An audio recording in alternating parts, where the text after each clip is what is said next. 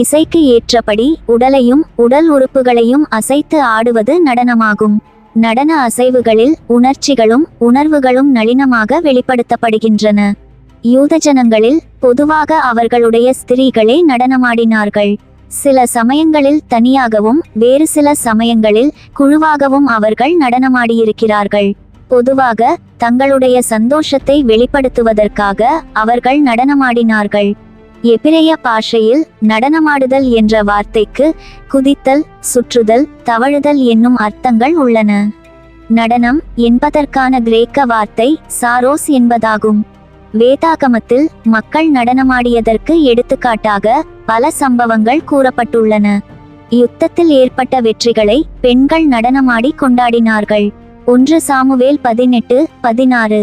சீலோவில் கன்னிகைகள் நடனமாடியது அவர்களின் மார்க்க சம்பந்தமான காரியமாகும். நியாயாதிபதிகள் 21:19-23. தாவீது சணல் நூல் ஏபோத்தை தரித்து தன் முழு பலத்தோடும் கர்த்தருக்கு முன்பாக நடனமாடினான். 2 சாமுவேல் 6:14. ஏதோமிலுள்ள ஓபேத்தின் வீட்டிலிருந்து உடன்படிக்கை பெட்டியை எருசலேமிற்கு எடுத்துச் சென்றபோது தாவீது பெட்டிக்கு முன்பாக இவ்வாறு நடனமாடினார். ஆனால் அவர் எல்லா நேரமும் ஆடிக்கொண்டு இருக்கவில்லை. தாவீதின் வாழ்க்கையில் வேறு எங்கும் நடனம் ஆடியதாக குறிப்புகளும் இல்லை. இஸ்ரவேல் புத்திரர் நடனமாடும்போது தம்புரு போன்ற இசை கருவிகளை இசைப்பது வழக்கம். நியாயாதிபதிகள் 11:34 இதனை குறிப்பிடுகிறது. இஸ்ரவேல் தேசத்தில் தேசிய பண்டிகைகளை கொண்டாடும்போது பலவிதமான இசைக்கருவிகளை இசைப்பது வழக்கம். சங்கீதம் 150:4 இதனை சொல்கிறது. ஹோரா என்ற வட்ட நடனம் பிரபலமாக இருந்தது. யூத திருமணங்களில் நடனம் முக்கிய பங்கு வகித்தது. பழைய ஏற்பாட்டு நிகழ்வுகளில் பொதுவாக ஆண்களும் பெண்களும் சேர்ந்து நடனமாடுவது இல்லை. மார்க்க காரியங்களில் அவர்கள் நடனமாடும்போது புருஷர்கள் தனியாகவும் ஸ்திரீகள் தனியாகவும் பிரிந்து நடனமாடினார்கள். சங்கீதம் 68:25, எரேமியா 31:13 வாசியுங்கள். மோசே மலை மீது ஏறிச் சென்று தேவனிடம் பேசிக்கொண்டிருந்தபோது இஸ்ரவேலர்கள் ஒரு சிலையை உருவாக்கினார்கள். சிலை வழிபாட்டின் போது அவர்கள் நடனமாடத் தொடங்கினர். இது கட்டுப்பாடு இல்லாமல் ஆடப்பட்ட களியாட்டம் ஆகும். சில மொழிபெயர்ப்புகளில் நிர்வாண ஆட்டம் என்று கூறப்படுகிறது. இந்த நிகழ்வில் நடனம் மிகவும் பாவமான செயலுக்கு வழிவகுத்தது. யாத்திராகமம் 15:20 வாசித்தால் செங்கடலில் தேவனுடைய வல்லமை கொண்டு வந்த வெற்றியை கொண்டாட மிரியாம் நடனமாடிக்கொண்டிருந்தாள். இஸ்ரவேல் மக்கள் தங்கள் நடன கலாச்சாரங்களை எகிப்தியர், புற இன மக்கள் மற்றும் பாபிலோனிய மக்களிடமிருந்து கற்று வந்திருக்கலாம். காரணம், அவர்கள்தான் நடனத்துக்கென்று கலைஞர்களையும் நடன ஆசிரியர்களையும் வைத்திருந்தார்கள். தங்கள் மார்க்க காரியங்களில் தங்கள் தெய்வங்களை திருப்திப்படுத்த பல்வேறு விதமான பரவச நடனங்களையும் ஆபாசமான நடனங்களையும் ஆடினார்கள். அங்கே விபச்சாரமும் வேசித்தனமும் கொடிகட்டி பறந்தது. பிரசங்கி 3:4 சொல்கிறது, நடனம் பண்ண ஒரு காலமுண்டு, நடனம் பண்ணாமல் இருக்க ஒரு காலமுண்டு. சங்கீதம் 149:3 மற்றும் சங்கீதம் 150:4. இந்த இரு பகுதிகளும் நடனத்தின் மூலம் தேவனை துதிக்கலாம் அல்லது வணங்கலாம் என்று குறிப்பிடுகின்றன.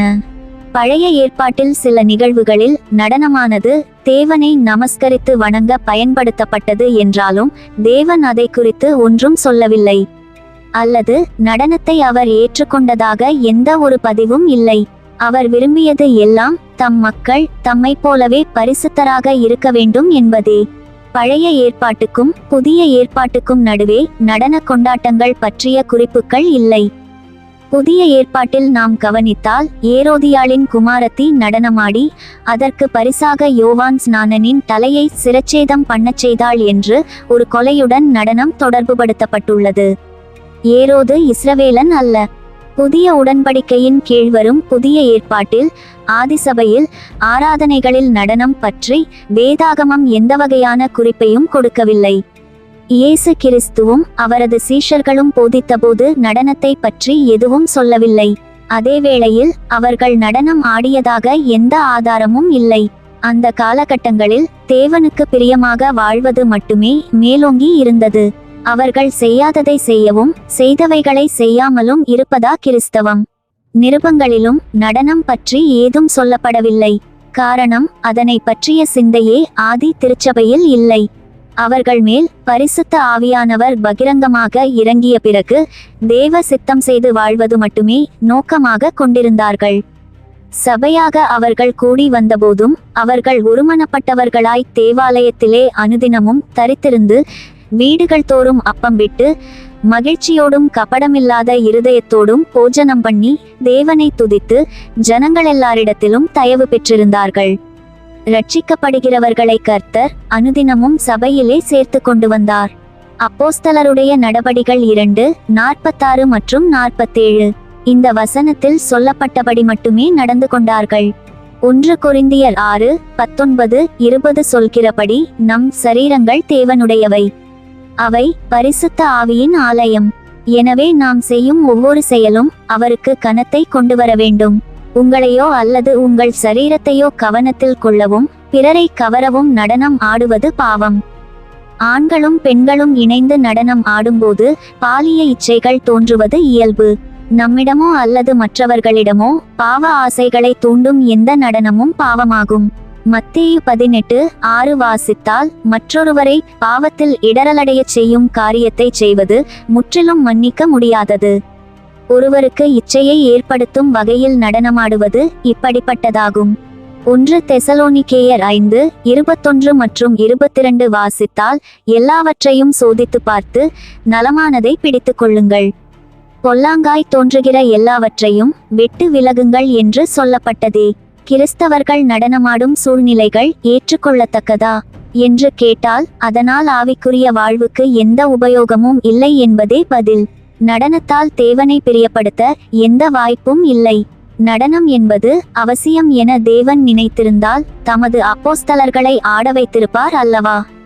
முடிவாக, தங்கள் வாழ்க்கையாலும் சரீரங்களாலும் தேவனை மகிமைப்படுத்த விரும்பும் விசுவாசிகளின் கவனத்துக்கு, தங்களை ஊழியர்கள் என்று சொல்லிக்கொள்ளும் நபர்களால் விதவிதமான நடனங்கள் உற்சாகமாய் சொல்லிக் கொடுக்கப்படுகின்றன. அவர்கள் தேவனை பிரியப்படுத்தாமல் மனிதர்களை உற்சாகப்படுத்த மட்டுமே இதனை செய்கிறார்கள். அவைகள் பூர்வ இஸ்ரவேலர்கள் ஆடிய களியாட்டங்களாக பாவங்களாக மாறி கடும் விளைவுகளை கொண்டுவரும் என்பதில் ஐயமில்லை. நாம் யாவரும் ஆண்டவராகிய இயேசுவையும் அப்போஸ்தலர்களையும் பின்பற்ற வேண்டுமே தவிர திடீரென முளைக்கும் கள்ளக்காளான்களுக்கு அல்ல என்பதை எப்போதும் நினைவில் வையுங்கள். கர்த்தர் உங்களை ஆசீர்வதித்து காப்பாராக. ஆமென்.